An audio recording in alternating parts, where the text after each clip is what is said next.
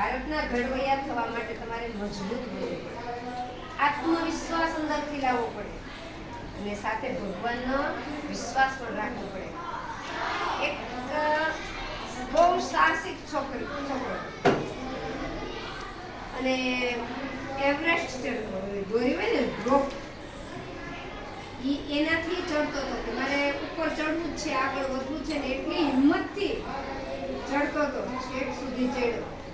પણ વચ્ચે રાત પડી ગઈ, અંધારું થઈ ગયું, પોતાનો હાથ ના દેખાય એટલું અંધારું થઈ ગયું.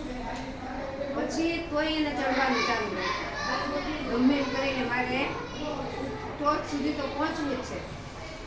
ચડતા ચડતા એકદમ પવન ફૂંકાવા લાગ્યો, અંદરથી તો એને બીક તો લાગતી હતી, કોઈ કે નહીં મારે ચડવું છે. પણ જેવો એ ચડવા ગયો ને એવું સડસડાટ નીચે કેટલું વાવાઝોડું ને જેમ ઉપર જાવ ને હવા પાતળી થતી જાય અને એટલો નીચે આવ્યો ને દોરીથી ચડતો હતો, હાથમાંથી દોરી છૂટી ગઈ પણ એ દોરી કમરે બાંધેલી હતી એટલે એ લટકી ગયો. આવું નીચે ન પડ્યો પણ લટકી ગયો. અંધારું ઘનઘોર, કાંઈ આકાશમાં એ વાદળ એક તારો જોવા ન મળે, એટલું અંધારું ને પવનના સુસવાટા. એને પ્રાર્થના કરી, હે ભગવાન હું આટલે બધે ઊંચે ગયો અને તે મને જીવતો રાખ્યો પણ આમ લટકતો રાખ્યો, કે ખરેખર કે તારામાં મારે કેમ વિશ્વાસ કરવો. ખરેખર એને અવાજ આવ્યો કે મારામાં વિશ્વાસ કરવો છે તો આ દોરી કાપી નાખ. એને શું કીધું? મારામાં વિશ્વાસ હોય તો આ દોરી કાપી નાખ.